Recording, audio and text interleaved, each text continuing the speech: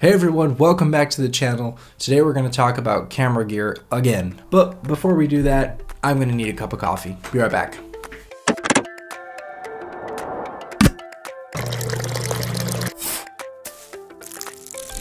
Alright, now that we have our coffee, we're ready to begin. Let's roll that intro.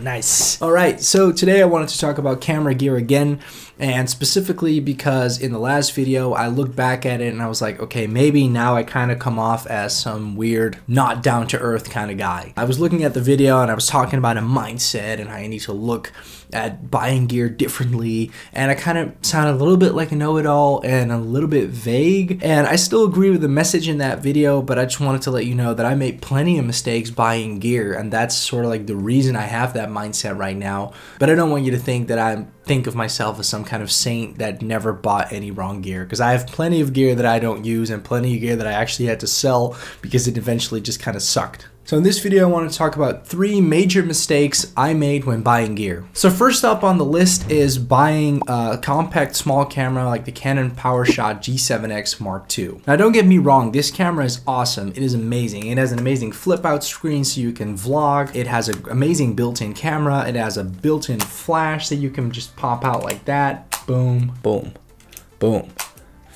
Flash pops out.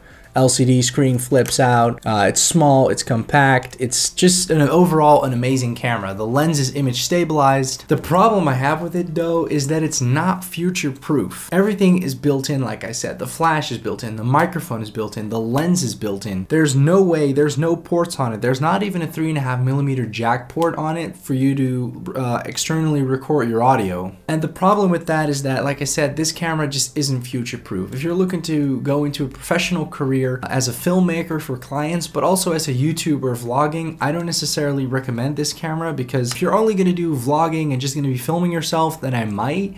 But if you're looking to vlog, but then over time also increase your quality and increase the image quality out of your camera, I don't necessarily recommend this camera. This camera is more of a premium point and shoot camera, and that's what I love it for. I love taking it with me on vacation. You know, it's small, it fits in my pocket, and I can take amazing pictures with it that not only look awesome but are also just amazing in editing. It's basically just a very, very nice extension of your phone, I would say. And I don't want to disrespect this camera because it's a lot more than that, but for me, I'd rather take this with me and pull this out of my pocket than pull my smartphone out of my pocket, because this is going to give me a better depth of field and it's going to give me raw images, which is better for editing. But if you're looking into going professional and really shooting stuff for clients, I don't recommend this guy. The second mistake I made as a starting filmmaker is not buying the Nifty 50 earlier. Now, if you don't know what the Nifty 50 is, it basically is the 50mm f1.8 lens. Here in my hand, it specifically is the Canon model, but every major camera manufacturer is going to have a 50mm f1.8. So if you're shooting on Sony, Nikon, anything, chances are they're going to have a 50mm lens. Now, the reason I think it sucks that I didn't buy this earlier is because I bought a lot of other stuff first. I bought more batteries, I bought a tripod, everything, but this really tops it all off. If you're into photography, especially, this lens is magic. You know, shooting weddings, shooting parties, this is just gonna give a nice bokeh to your background. It's gonna make your subjects pop, and it's gonna make pictures even from relatively cheaper cameras, starter cameras like the 200D or the 2000D. Pictures out of those cameras are gonna look a hell of a lot better on this lens. And my third and final mistake is buying this guy. The DJI Ronin S Gimbal. Let me just put this away. You're probably thinking, what? I read so many good things online about the DJI Ronin S. How can you think that piece of gear sucks?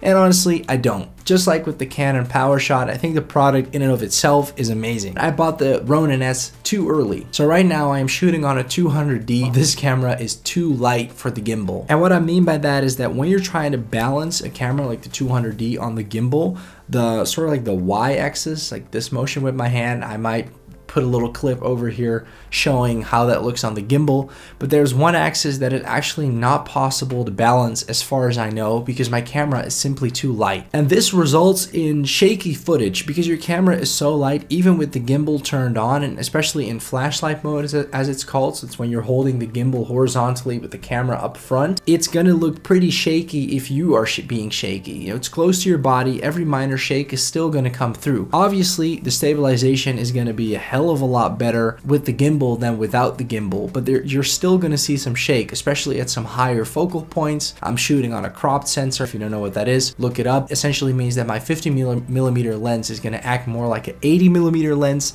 which makes it even closer, even more condensed, and every minor little motion I make is going to show up on the gimbal, and that kind of defeats the whole purpose of it. The second problem I'm having with buying a Ronin S at the very beginning of your filmmaking career is that you're not going to be able to use all the features. For example, the start-stop on the front is not going to work with cheaper cameras because the software just doesn't support it, which makes sense because this piece of equipment was made for a lot more professional cameras than this like hobbyist camera basically that I'm shooting on. The final problem I'm having with the Ronin S was the price of it. A Ronin S goes for about $500 to $600 online, and honestly, for that money, you can buy an amazing lens. Like there's the 10 to 18mm image stabilized lens, which is like $250, and then you can get the nifty 50 for $150, which makes $400, and then you have $100 left for a nice light or a nice microphone. What I'm trying to say is that for that $500-600, you can buy so much more for a whole project than just one gimbal. You know, I've used the gimbal on projects, and clients have been very happy with it because it looks very professional,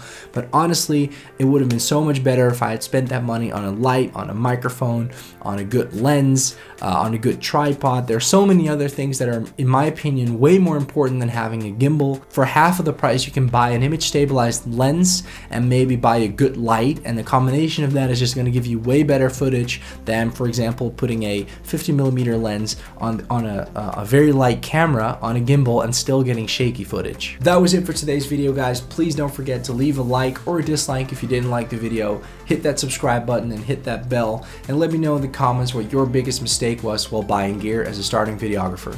I'll see you guys in the next video. Bye.